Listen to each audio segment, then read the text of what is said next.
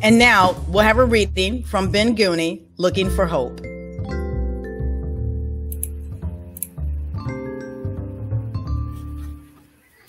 We went in search of a place that would offer room and board in exchange for work, just as we'd done in Franklintown. In Eatonville, it was Sookie's, the local whorehouse. Eatonville, Michigan was small, and all the folks of working age were already settled into jobs. Those who were looking were folks who didn't have roots in this town. I had no desire to grow any there. Sookie's was a 2-story house that stood at the corner of Williams and Stark. The house had a simple exterior, tan in color with white trim and shutters.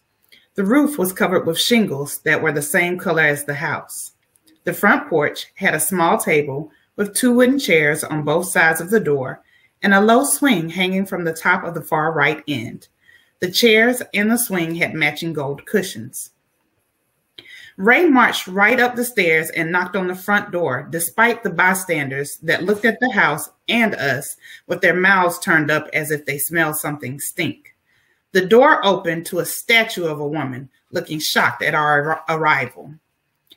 "Well, ain't nobody knocked on this front door in ages. Y'all ain't from around here," she said with squinted eyes.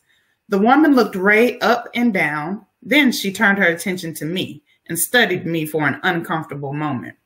"What can I do for you?" She turned her attention back to Ray. "Me and my daughter here need a place to stay. I can work for you to cover both our room and board." "Now, ain't this something? What's y'all's names and where you from?" "Franklintown, North Carolina. I'm Ray, and this here is Hannah." The woman inhaled and exhaled slowly. "And how y'all know to come here?" "I didn't, ma'am. It just looked like a place where I might be able to find what I'm looking for." "You can call me Miss Sookie." She paused as if she was thinking something over. "Well, I sure do need the help of a big, strong man around here, and I need a young lady who can do some things around the house that I just don't have time to do no more. Y'all come on in." Miss Sookie shifted her weight back and pulled the door open further while eyeing us both.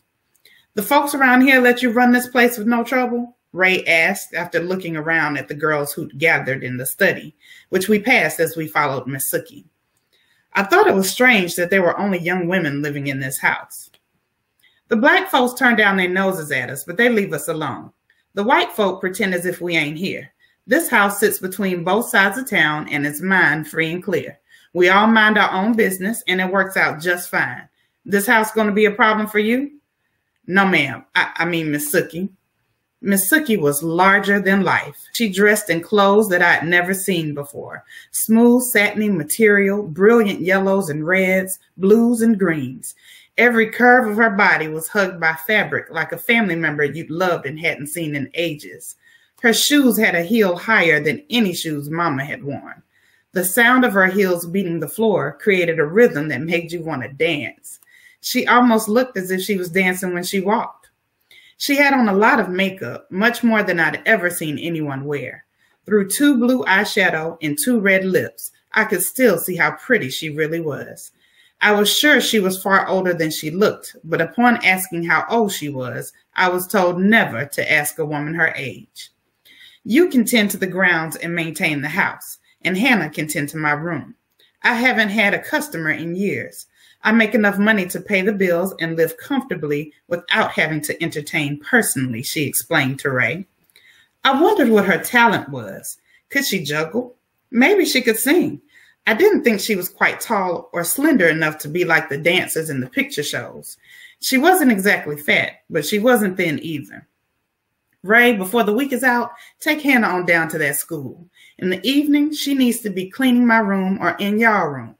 I can't have no kids running around here while my girls are trying to work. No man wants to screw a whore with a child around. It reminds them of their obligations at home.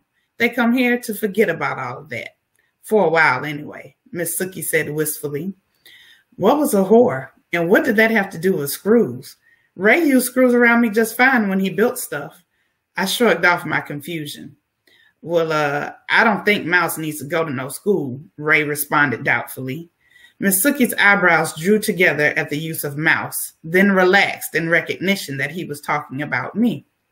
Miss Sookie responded matter-of-factly, Whether you think she need to go or not, she don't need to be around here looking at grown folk being grown. It ain't good for a girl child. She'll learn when she's old enough what goes on between a man and a woman. But for now, she's too young.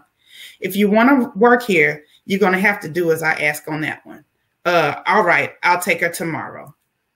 And one last thing, Ray. As the only rooster living in the hen house, Miss Sookie said as she looked at him long and hard, stay away from my girls. Thank you.